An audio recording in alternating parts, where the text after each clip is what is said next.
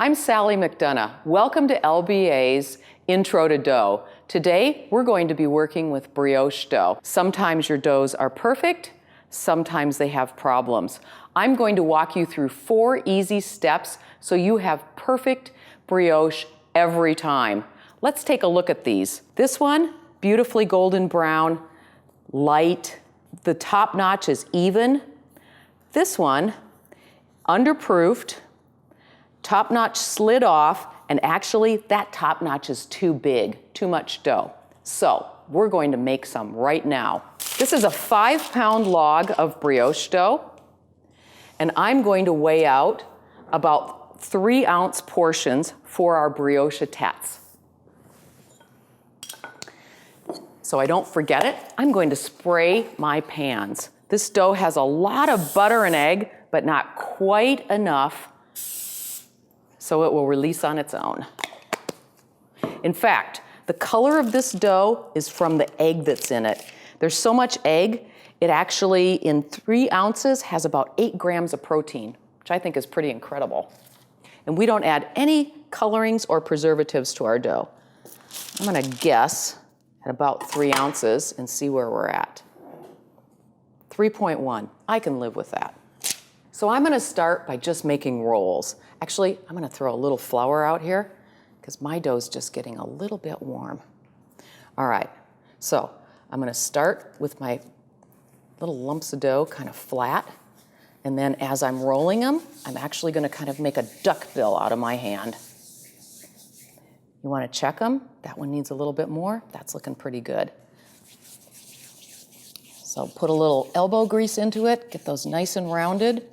There we go. All right, now, if I wanted to just do table bread, I could pan those up and they'd be ready for nice round dinner rolls. But we're gonna do brioche tête. So what you're doing is you're making a bowling pin shape. So we've got a wide end and a little narrower end that will become our top notch. So I'm going to angle my hand towards what will be the wider end, and I'm rolling a neck into this brioche. And I don't want that top notch too big, or it'll be like that bad version that I showed earlier.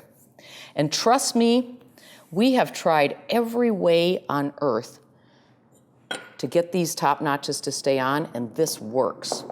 So you just need plain old flour, and all you're doing is you want to put your flour all the way down to the bottom. You're creating a little cavity for that top notch to fit in. And I'm not trying to punch the top notch, I just want to make a cavity underneath it.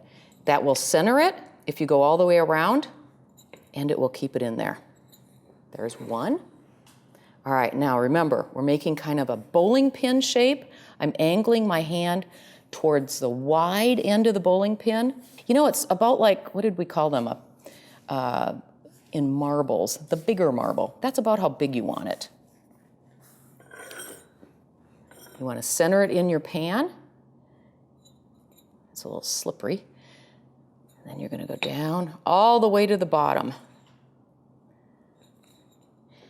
And brioche is great plain, but you can add cheddar into it. You can add some herbs into it.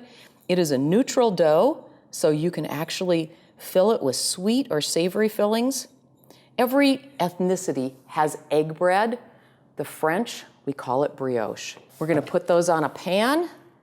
These are ready to go into a proof box, or we can leave them out at room temperature, lightly draped in plastic wrap, or we can put them in the speed rack that we've got a speed rack cover and a pan of boiling water on the lowest tray. Brioche needs to almost triple in size. It's a little different than the other yeast doughs. So with these, 3 ounces should just start coming out to the edges of the fluted pan. You're going to have to eyeball if you're doing rolls, but if you've done any kind of a flat creation, you don't want to roll to under 1/4 of an inch, but it'll be just under 3/4 of an inch when you're ready to bake it.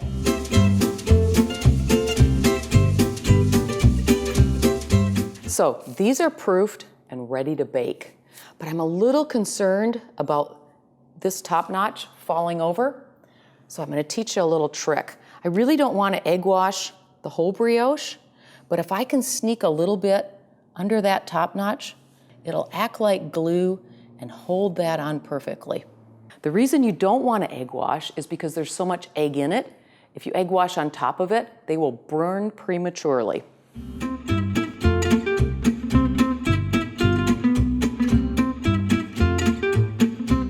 If you were in France and you were at a tableside cafe, this is how it would look. A little bit of clear glaze, just for a little shine. Remember, we're doing that because if we egg washed before they went in the oven, it would burn. And then it would be sprinkled with pearl sugar.